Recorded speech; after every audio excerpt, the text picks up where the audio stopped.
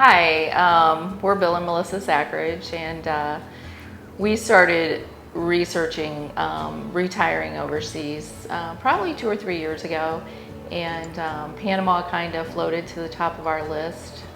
So probably a year ago, we signed up for the Panama Relocation Tour back before COVID started, and then we just decided instead of retiring after taking the tour, we would retire at the beginning of 2021 in January. So we packed 2 suitcases apiece. We sold everything we had in the States except a car, and we headed to Panama. So we've been here since January 4th, and we've really been enjoying the country.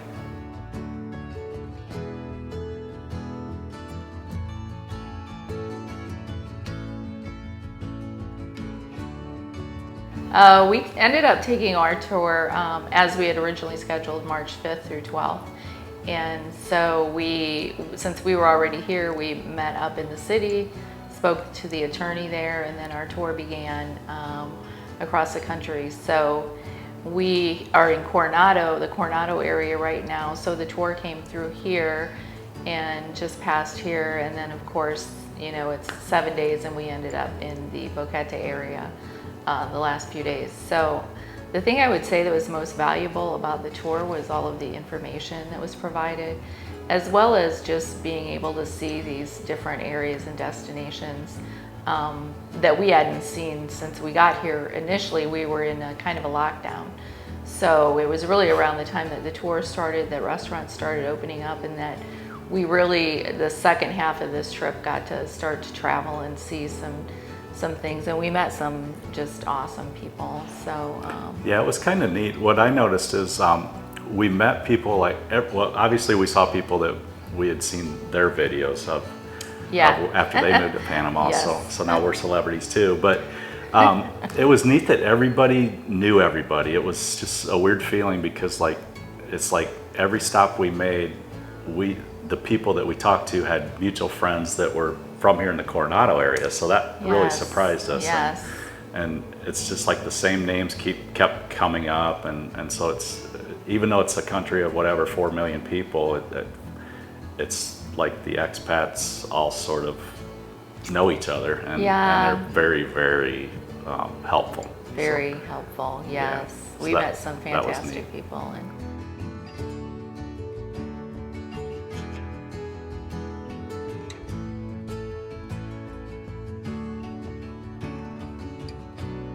so we're here in the Gorgona area, just beside Coronado.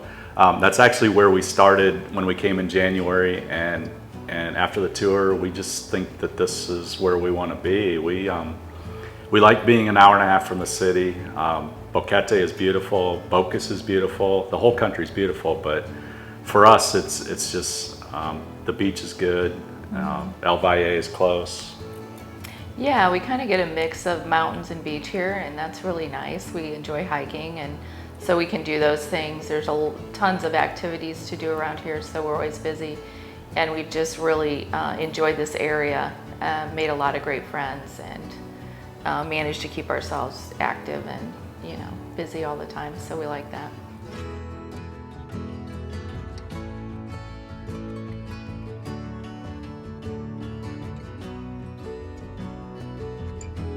So currently we live at the Royal Palm in Gorgona. As my husband said, it's near Coronado, which is a larger expat community, and we're in a 2-bedroom, 1-bath unit that is, the building is on the beach, but our unit is slightly off the beach, and so our view is really the mountains and part of the coastline.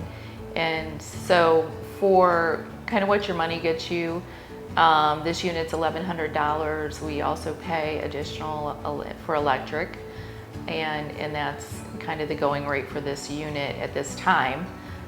It really depends on the season that you get here and kind of, you know, some other factors, but that's kind of what we're paying now. When we return in July, we're planning to rent a larger unit, which is right on the ocean front, so it has a really nice balcony, and that is running about $1,600.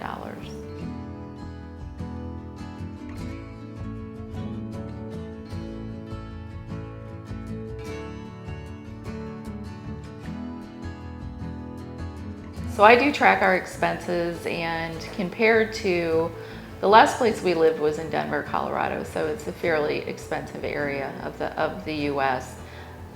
So it's not exactly an apple-to-apple comparison, but here I would say our groceries are about half as much as they were. They typically run between $300 and $400 per month.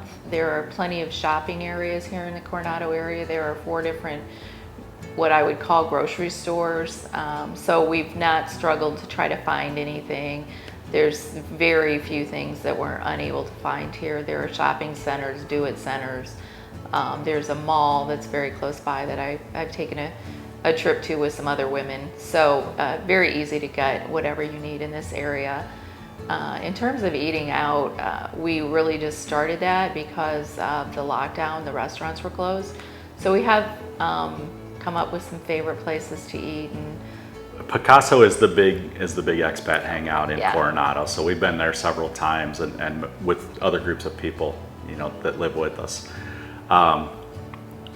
There's plenty of restaurants. I know Boquete has a ton of restaurants as well, but yeah, we enjoyed those. we definitely ate our share in Boquete. But restaurant prices are a little bit less, especially less than Ohio. We're from Ohio, but we lived in Denver the last 2 years. So comparatively speaking, I would say restaurants are Ohio price range. Golf is cheaper. I'm joining a golf club when we get back. It's only $175 a month, so and $12 for a cart. So that's where I'll be. So Yeah. Melissa gets $400 for groceries. I get $400 for golf. So.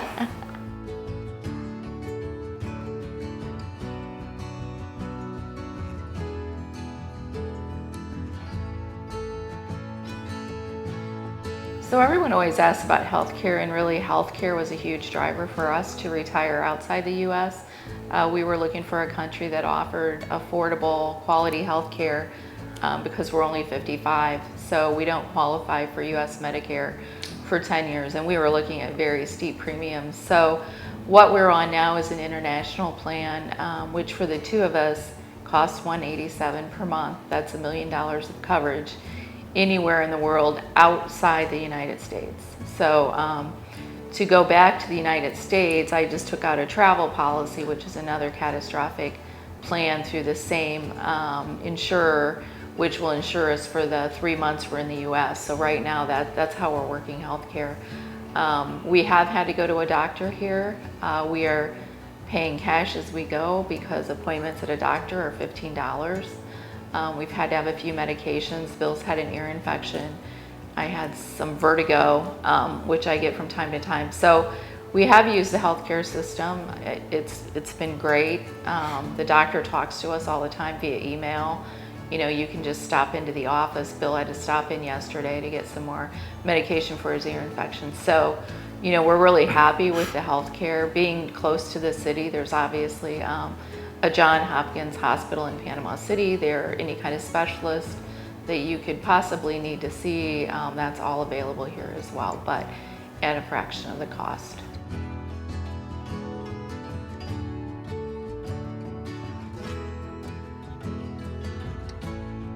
Okay, Panamanian driving is interesting. I wouldn't call it dangerous. I would just call it interesting.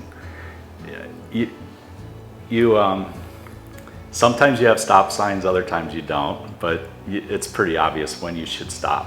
The one thing that you really need to know is what horn sounds mean.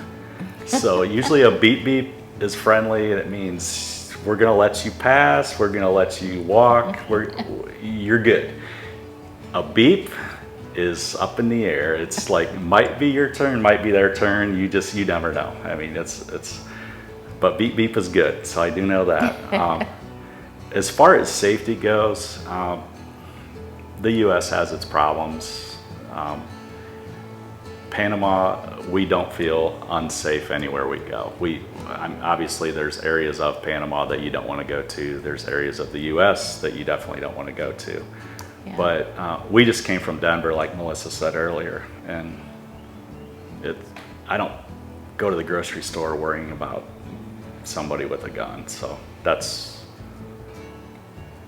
a big deal to me. Yeah, we know we haven't heard of any really violent crime in this area. Obviously, there are crimes of opportunity. There's theft and minor things like that, but so far, I mean, we've felt very safe here. Shopping, going to movies, whatever we want to do. We're always aware of our environment, so we don't, we do all the same safety things we would do back in the U.S. And we try to always research where we're going, and we know whether or not, that's a safe area. But for the most part, our everyday lives, we don't live in fear. We don't think about being unsafe. We feel very safe. We told several people this. It feels like when we were kids in the 70s. It does. I mean, families are families, and you just feel like everybody's helping each other. So that's been very, very good. It's much more simple existence. So.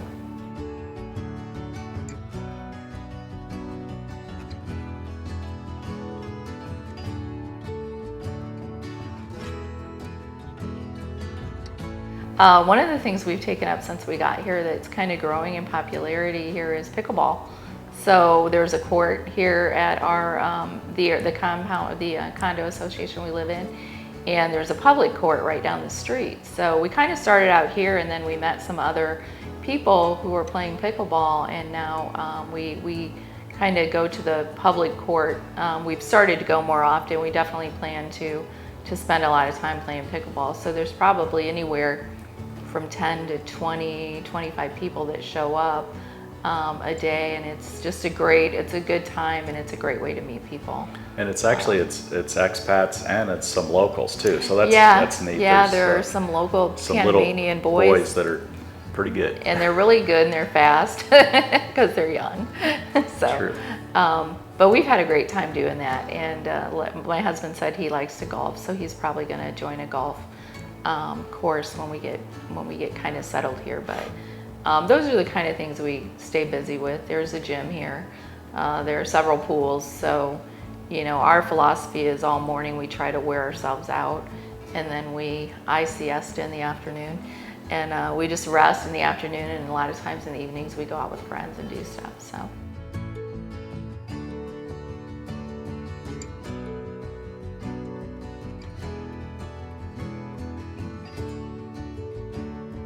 as far as the language goes, we are both trying to learn Spanish right now, and that's definitely something we're prioritizing. We want to learn the language, but for now, we have managed to get by, and through hand signals or different things, or people jumping in to help you understand, and Google Translate. Google Translate, definitely. Yeah, we have gotten by, but we are studying online, and then when we kind of get settled in, we want to start taking in-person classes. So we know of a couple of people who provide that kind of class. So that's what we'd like to do, because our ultimate goal is to be able to be fairly fluent in Spanish for the long term.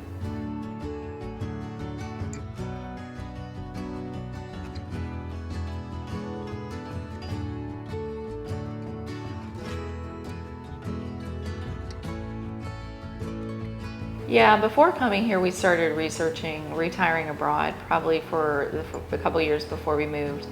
And that's how we stumbled upon Jackie's website and the tour.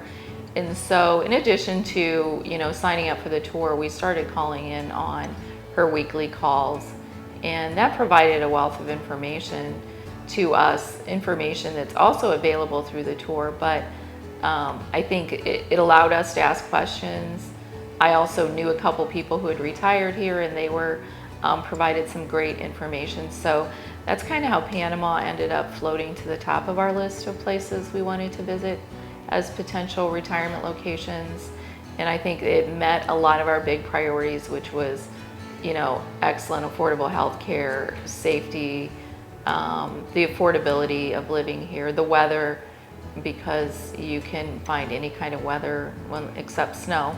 But you can have proximity to the States too. So proximity to the States, and here we're quick flight. We're near an international airport in Panama City, so we have kids and family in the States, and we wanted to be near an airport And so it is a quick flight, and that was another big plus for us.